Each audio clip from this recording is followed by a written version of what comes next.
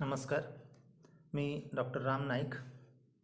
आज आपण बी.कॉम भाग 1 सेमिस्टर 2मधील व्यवस्थापनाची तत्त्वे व उपयोगिता पेपर 2 या विषयामधील पहिला टॉपिक कार्यप्रेरणा सुरू करत आहोत. या पहिल्या टॉपिकच्या पहिल्या लेक्चरमध्ये आपण आज कार्यप्रेरणा म्हणजे काय, अर्थ व त्याची संकल्पना आणि त्याचे महत्त्व बघणार आहोत. सर्वात अगोदर कार्यप्रेरणा ही एक व्यवस्थापनाची एक प्रक्रिया आहे किंवा एक घटक आहे. प्रत्येक व्यवस्थापक आपल्या उद्योगाच्या प्रगतीसाठी अनेक प्रकारची कामं करत असतो. त्याच्यामध्ये नियोजन करणे, निर्णय घेणे, संघटन करणे वगैरे अनेक कामे तो करत असतो. त्यामध्येच कार्यप्रेरणा देणेसुद्धा एक महत्त्वाचं कार्य आहे आणि हे कार्य व्यवस्थापक करत असतो. कोणतेही कार्य करण्यामागे व्यक्तीची कोणती ना कोणती गरज पूर्ण करण्याची मानसिकता असते. मनुष्याच्या गरजा अनेक असतात. या गरजा पूर्ण करण्यासाठी तो कामकाज करत असतो. व्यवसायामध्ये किंवा एखाद्या संस्थेमध्ये सुद्धा एखादी व्यक्ती जे काम करते ते फक्त आपली गरज पूर्ण व्हावी यासाठीच करते. तसेच एखाद्या संस्थेने किंवा व्यक्तीने दुसऱ्या व्यक्ती जेव्हा एखादी जबाबदारी किंवा काम सोपविलेले असते ते सुद्धा एखादी गरज किंवा उद्दिष्ट पूर्ण करण्यासाठीच असते. त्यामुळे कर्मचाऱ्यांना त्यांच्या गरजांची जाणीव करून देऊन कार्य करण्यास प्रवृत्त करणे, चालना देणे म्हणजेच कार्यप्रेरणा म्हणता येऊ शकेल. कर्मचाऱ्यांच्या क्षमतांचा, कौशल्यांचा जास्तीत जास्त आणि उत्तम उपयोग करून घेण्याचे कौशल्य व तंत्र म्हणजेच कार्यप्रेरणा असंही आपल्याला म्हणता येऊ शकेल. कार्यप्रेरणा यालाच अभिप्रेरणा असंही म्हणतात. तर आता या कार्यप्रेरणेबद्दल तुम्हाला थोडी कल्पना आलेली असेल. आता या कार्यप्रेरणेची काही व्याख्या आपण या ठिकाणी बघूया. अनेक विचारवंतांनी कार्यप्रेरणेची किंवा अभिप्रेरणेची व्याख्या केलेली आहे. अतिशय सोपी आणि स्पष्ट अशी व्याख्या आपण या ठिकाणी बघणार आहोत. पहिली व्याख्या W.G. स्कॉट या विचारवंतांनी दिलेली आपण बघूया. अपेक्षित उद्दिष्टांच्या पूर्ततेसाठी कृती करावी यासाठी लोकांना उत्तेजन देण्याची प्रक्रिया म्हणजेच कार्यप्रेरणा किंवा अभिप्रेरणा होय, असं W.G. स्कॉट सांगतात.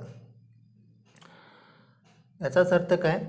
उत्तम काम करून घेण्यासाठी जी प्रेरणा दिली जाते त्याला त्यांनी कार्यप्रेरणा असं म्हटलेलं आहे. दुसरी व्याख्या लुईस ॲलन यांची आहे.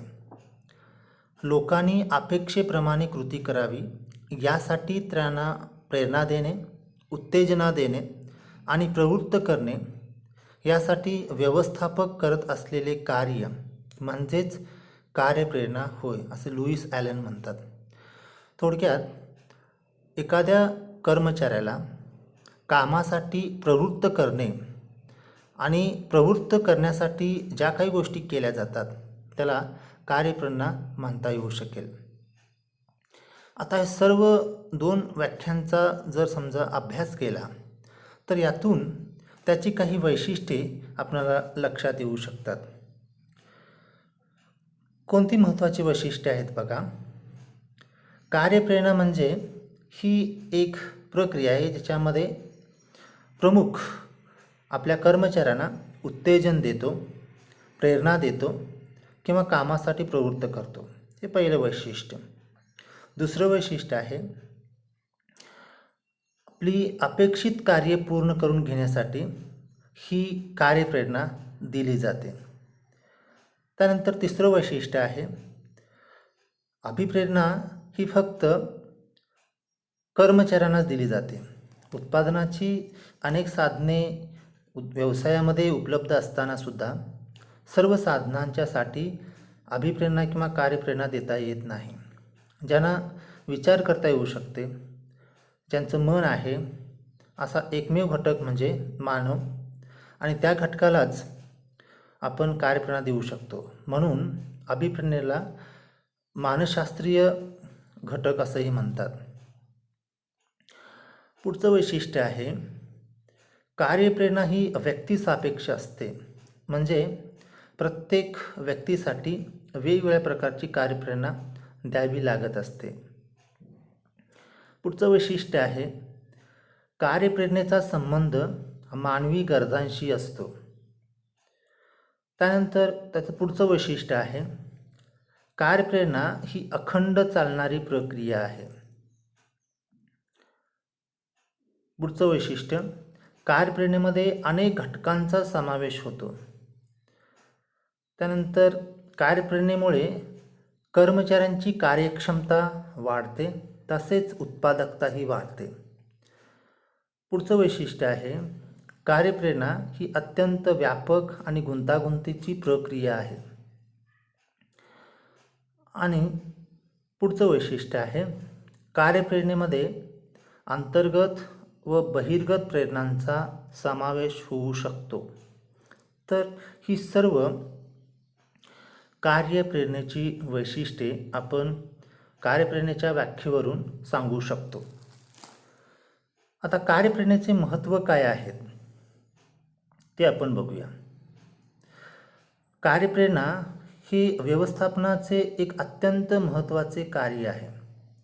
या कार्यामुळे व्यवस्थापक आपल्या कनिष्ठांना प्रेरणा देऊन त्यांच्याकडून अतिशय उत्तम प्रकारे काम करून घेऊ शकतो. तर ही कार्यप्रेरणा जी आहे ही कार्यप्रेरणा नेहमी वरिष्ठांच्याकडूनच मिळत असते. आता या कार्यप्रेरणेमुळं काय फायदे होतात? सर्वात पहिला फायदा किंवा त्याचं पहिलं महत्त्व आहे कर्मचाऱ्यांची कार्यक्षमता वाढते. कार्यप्रेरणेचा मुख्य उद्देश कर्मचाऱ्यांच्या कार्यक्षमतेत वाढ करणे हा असतो. व्यवस्थापनाकडून ज्या वेगवेगळ्या प्रेरणाद्वारे कर्मचाऱ्यांना प्रोत्साहित केले जाते त्यामध्ये कार्यप्रेरणा ही एक महत्त्वाची बाजू आहे किंवा महत्त्वाची बाब आहे. यामुळेच कर्मचाऱ्यांच्या कार्यक्षमतेत वाढ होते व त्याचा फायदा संस्थेस मिळतो. दुसरा फायदा उत्पादनात वाढ होते. कर्मचाऱ्यांच्या कार्यक्षमतेत वाढ झाल्यामुळे संस्थेच्या उत्पादनात व उत्पन्नात वाढ होत असते. कारण कर्मचारी आपले काम जास्तीत जास्त चांगल्या प्रकारे पूर्ण करण्याचा प्रयत्न करत असतात. पुढचे महत्त्व आहे उत्पादकतेत वाढ. उत्पादकता म्हणजे आदान व प्रदानाचे गुणोत्तर. म्हणजेच उत्पादन करण्यासाठी जे घटक वापरले जातात त्याच्यापेक्षा अधिक पटीमध्ये उत्पादन करणे याच्यामध्ये समाविष्ट असते. अभिप्रेरणेमुळे कामगारांची फक्त कार्यक्षमताच वाढत नाही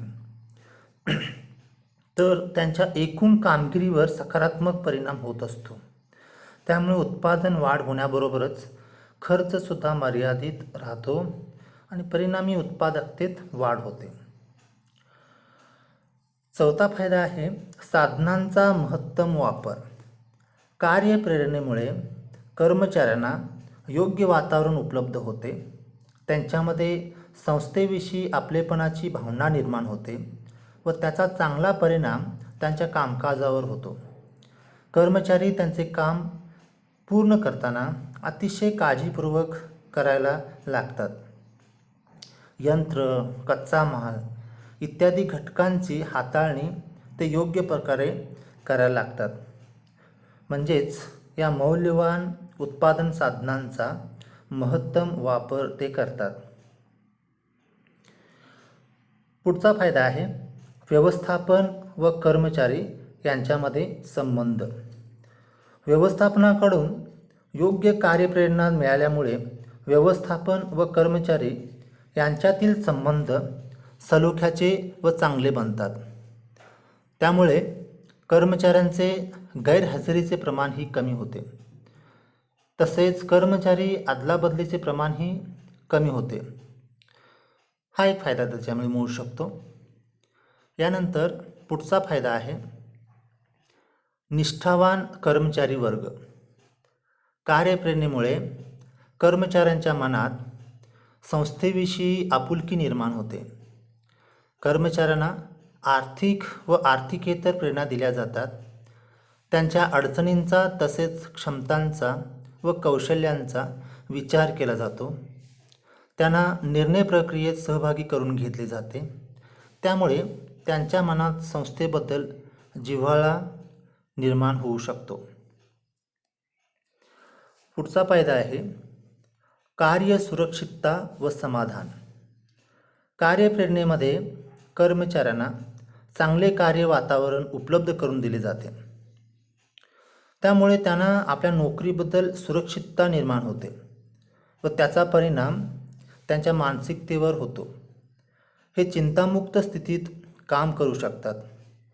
त्यांनी केलेल्या कामाची योग्य दखल वरिष्ठांच्याकडून घेतली जाते. त्यांचे कौतुक केले जाते. त्यामुळे त्यांना कार्याचे समाधान मिळते.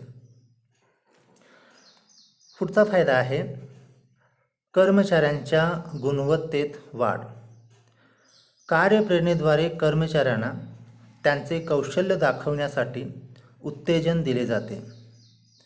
त्यांना चांगल्या कार्यासाठी आर्थिक तसेच आर्थिकेतर प्रेरणा दिल्या जातात.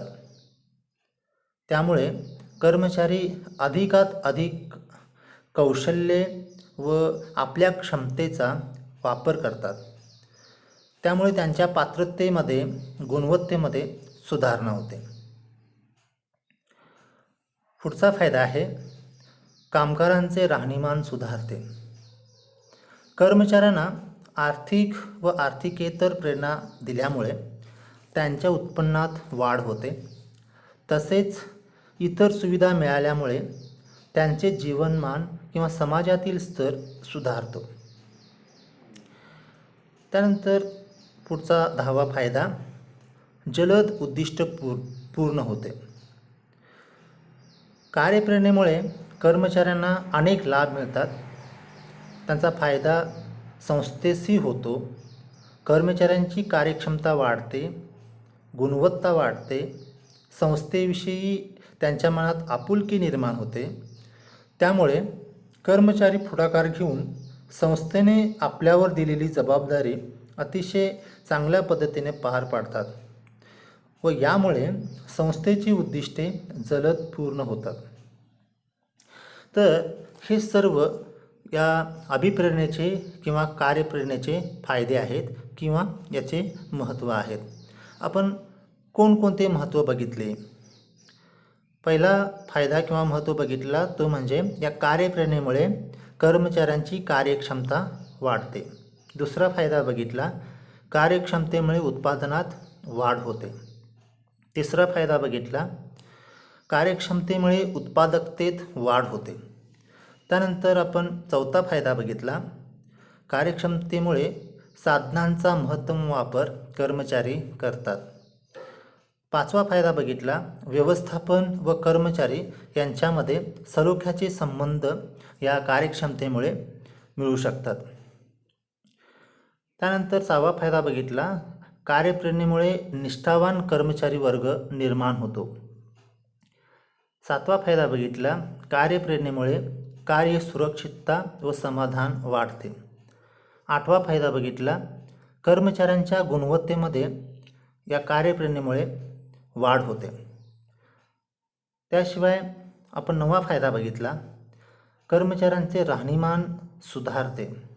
आणि शेवटचा फायदा बघितला या कार्यप्रेरणेमुळे जलद उद्दिष्टे व्यवसायाची पूर्ण होतात. तर हे सर्व कार्यप्रेरणेचे महत्त्व आहेत. आज आपण या पहिल्या लेक्चरमध्ये कार्यप्रेरणा म्हणजे काय, त्याची संकल्पना व अर्थ आणि महत्त्व पूर्ण केलेलं आहे. पुढच्या लेक्चरमध्ये आपण अंतर्गत कार्यप्रेरणा व बहिर्गत कार्यप्रेरणा याबद्दल माहिती घेऊयात. थँक्यू.